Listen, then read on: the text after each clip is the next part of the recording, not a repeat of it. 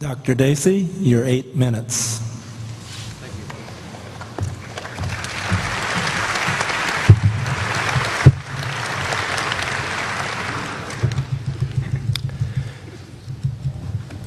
So Dr. Craig asserted that I haven't addressed his argument from the existence of the universe. Actually, I did try to. Perhaps I didn't make it clear. I said that the postulation of a transcendent personal cause is of no help here, since it only piles mystery upon mystery. There is a genuine mystery about how the universe began. That's why it's a burning question for a cosmologist. But unless he can give us a rough sketch of how this external, personal, timeless causation would work, then it doesn't increase our understanding of anything to point to that as a cause. And that's a point that applies to the Big Bang argument, but also to the argument from the contingents of the universe. He made a general remark that my arguments were presumptuous. I am presuming to know the mind of God.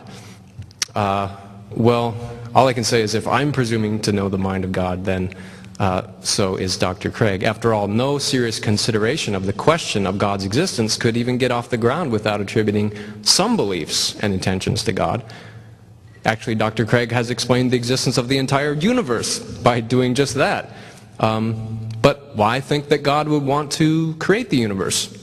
Why 13 billion years ago rather than 10 or 5? Why think that God has fine-tuned the universe for humans rather than some other kind of life? After all, there's more bacteria on Earth and in more environments than there are people. So you might reasonably conclude that what God was after was fine-tuning for bacteria. Well, if you want to deny that, then you have to start attributing beliefs and intentions to God, and I think that's unavoidable. The question is, which of these attributions are most reasonable? As for divine hiddenness, Craig pointed to his own 6 arguments for theism, and he said, well, there are the revelations, there's the evidence that God is revealed to all, and they can reasonably believe in him on the basis of those. But again, the fact that I'm here knowing Craig's arguments, and there are countless others like me who know his arguments and aren't persuaded, it means that atheism and theism is like so many other, interesting intellectual questions, a matter of reasonable unbelief. Now, he said that a clear revelation of God needs to be more effective not just in proving that God exists, but in drawing more people into a saving love relationship with him. I think that's true. That's what God wants ultimately, according to classical theism. But think about this. I mean, if God remains hidden, then the probability of reasonable unbelievers coming into a loving relationship with him is 0, right? Whereas if he does reveal himself, then, well, I don't know what the probability of them coming into a loving relationship would be, but presumably it would be higher than 0, because they would know that there is such a being, and they would know perhaps that he wants to have a loving relationship with them.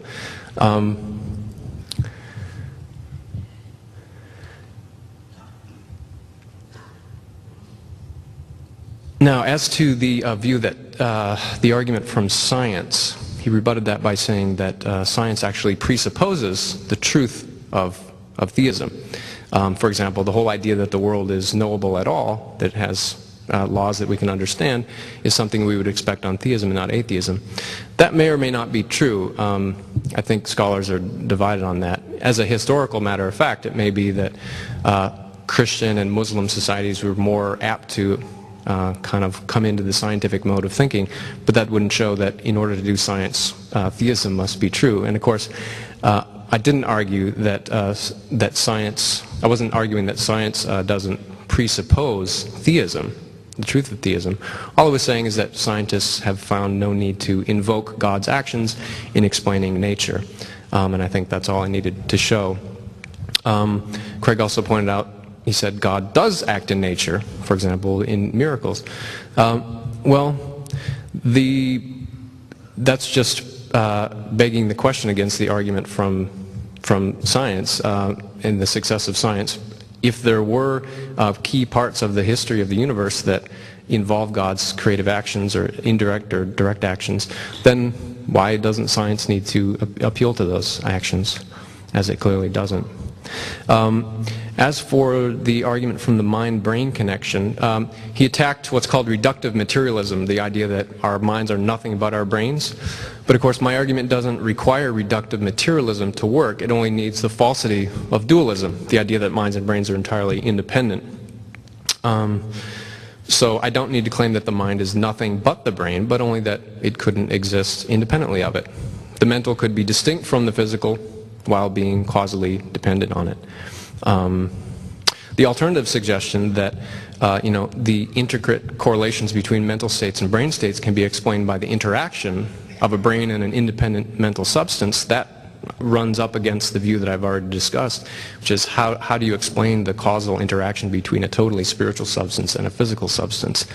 I think that in light of the mind-body problem and the evidence about the brain and how it sensitively determines the mind, I think anyone who still believes in substance dualism ought to have somebody else's head examined.